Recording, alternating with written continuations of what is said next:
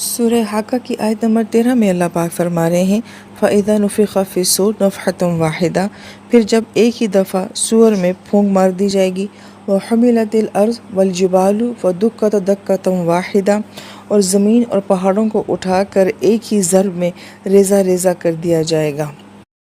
اب یہاں سے جو دوسرا عذاب کا فیز ہے اس کو بیان کیا جا رہا ہے۔ پچھلی آیات میں یہ بتایا گیا تھا کہ دنیا میں اللہ تعالیٰ کے عذاب کس طرح سے آتے رہے ہیں، اور ان آیات سے یہ بتایا جا رہا ہے کہ آخرت کا عذاب کیسا ہوگا۔ تو اس کے لفظ جو ہے وہ سور کو استعمال کیا گیا ہے۔ مفسرین کرام یہ فرماتے ہیں کہ سور کی جو بعینی ہی کیفیت ہے وہ نہیں بیان کی جا سکتی کہ وہ کیسا ہوگا۔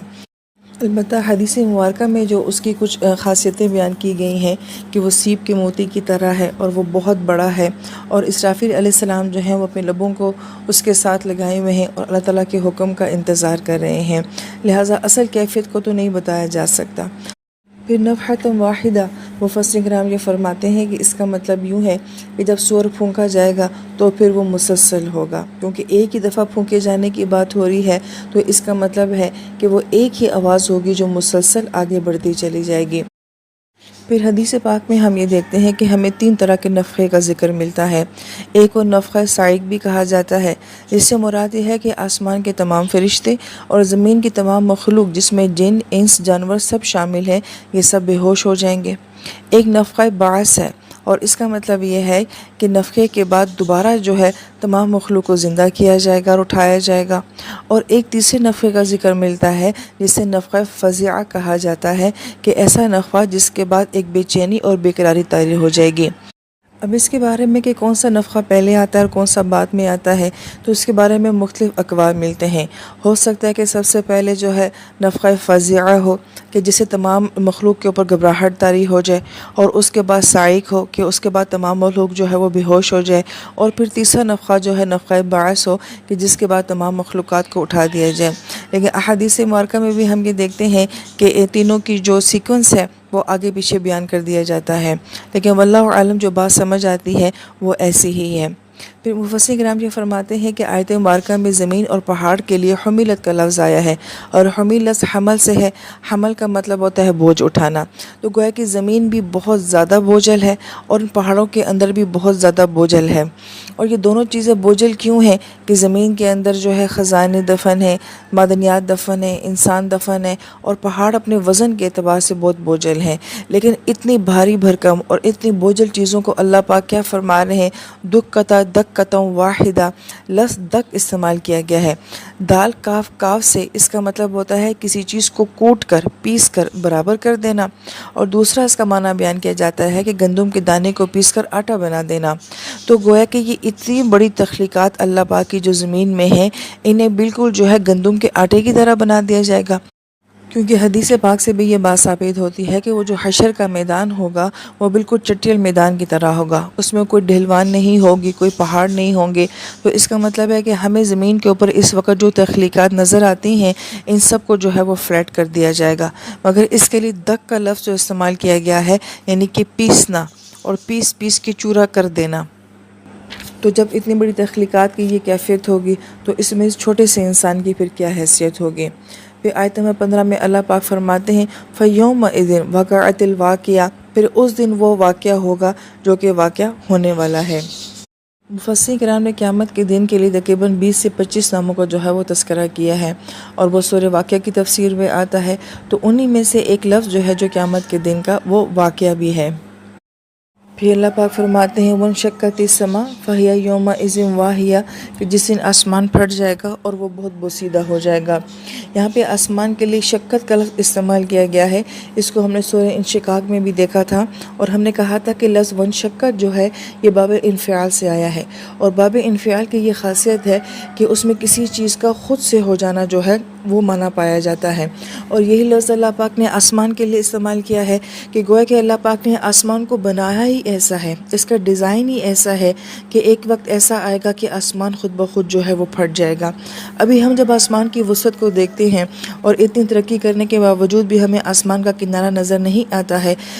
تو اللہ تعالیٰ اتنی بڑی مخلوق کے لیے جو ہے وہ اس کے لیے منشقت کا لفظ استعمال فرما رہے ہیں کہ وہ پھٹ جائے گا۔ اور آپ دیکھیں یہ پھٹنے کا لفظ کیا ہوتا ہے، ہم کپڑا پھاڑ دیتے ہیں، تو کیا ہم تصور کر سکتے ہیں کہ آسمان ایک کپڑے کی طرح ہے جسے ہم ایزیلی اپنے ہاتھوں سے جو ہے وہ پھاڑ دیتے ہیں؟ اور اس کے اوپر مزید یہ کہ واہیہ کا لفظ لایا ہے، اور واہیہ کا معنی ہوتا ہے کپڑے کا بوسیدہ ہو جانا۔ جب کوئی کپڑا اور چمڑا اتنا بوسیدہ ہو جائے کہ اس کے اندر سوراخ ہو جائیں اور ذرا سی معمولی سی طاقت سے بھی آپ وہ کپڑا یا چمڑا پھاڑ سکتے ہوں تو اس کو واہیہ کہا جاتا ہے۔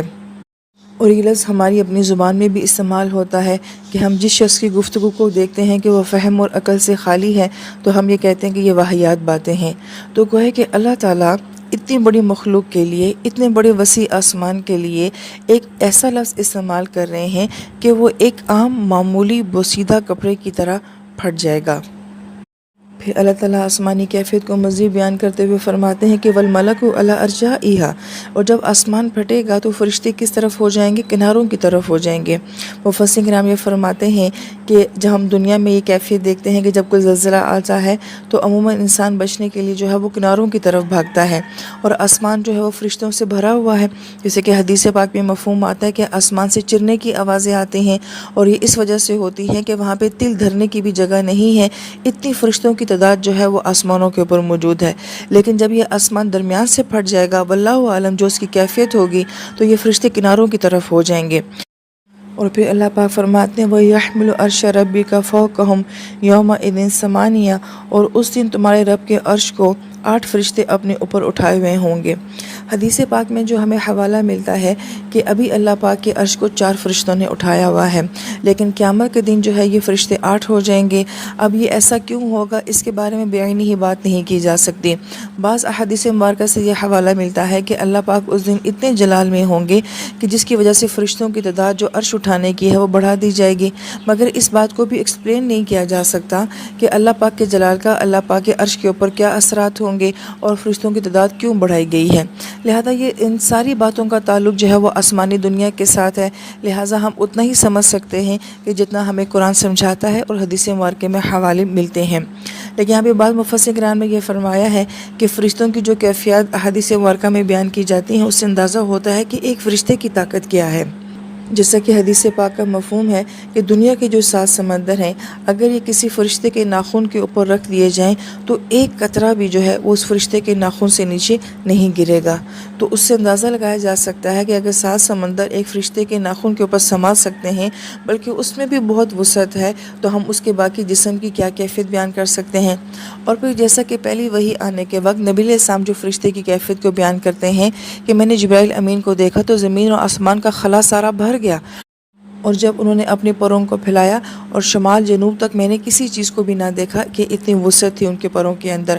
لہٰذا ہم ان کی کیفیت کو بھی نہیں بیان کر سکتے۔ اور جہاں تک رہی بات اللہ پاک کے عرش کی، تو حدیث پاک میں ہمیں اس کا یہ حوالہ ملتا ہے کہ یہ کل جہان جو ہے، یہ 7 بر اعظم یا اس کے علاوہ بھی جو ساری دنیا ہے، یہ اللہ تعالیٰ کے عرش کے سامنے ایسے ہے کہ جیسے ایک لک و دک صحرا ہو، بہت وسیع بڑا صحرا ہو، اور اس میں ایک چھوٹا سا چھلا جو ہے وہ پڑا ہوا ہو، تو وہ حیثیت جو ہے اس کل دنیا کی اللہ پاک کے عرش کے سامنے ہے۔ لہٰذا ان آیات کے اوپر بعینی ہی ویسا ہی ایمان لانا ضروری ہے جیسا کہ یہ قرآن پاک میں نازل ہے۔ پھر اللہ پاک فرماتے ہیں یومئذ تعرضون لا تخفی منکم خافیہ، کہ اس دن تمہاری اپنے رب کے سامنے پیشی اس طرح سے ہوگی کہ تمہاری کوئی بھی چیز جو ہے وہ چھپی ہوئی نہیں رہے گی۔ پھر اللہ پاک فرماتے فَأَمَّا مَنْ أُوتِیَ کِتَابَهُ بِیَمِینِهِ، پھر جس کا اعمال نامہ اس کے دائیں ہاتھ میں دیا گیا۔ یہاں پہ مفسرین کرام بڑی پیاری بات فرماتے ہیں کہ من لفظ استعمال کیا گیا ہے کہ جس کا بھی، اس لفظ کے اندر بہت زیادہ خوبصورتی پائی جاتی ہے، اس لیے کہ اس لفظ کے اندر وسعت بہت زیادہ ہے کہ جس کا بھی اعمال نامہ، اب یہ کوئی بھی ہو سکتا ہے، ہر صدی میں، ہر بستی میں، ہر دور میں آنے والے کتنے گمنام لوگ ہیں جو مشہور نہیں ہوئے، جنہیں کوئی بھی نہیں جانتا، جو اپنے سادہ سے گاؤں میں، کچے گھروں میں، کسی محلے میں، نہ جانے کہاں دنیا کے کس کونے میں، مگر وہ جنتی لوگ ہیں، مگر ان کا اللہ کے ہاں بہت بڑا مقام ہے، اور ان کا اعمال نامہ ان کے دائیں ہاتھ میں دیا جائے گا۔ دنیا ان کو نہیں جانتی، مگر اللہ کے ہاں ان کا بہت بڑا مقام ہے۔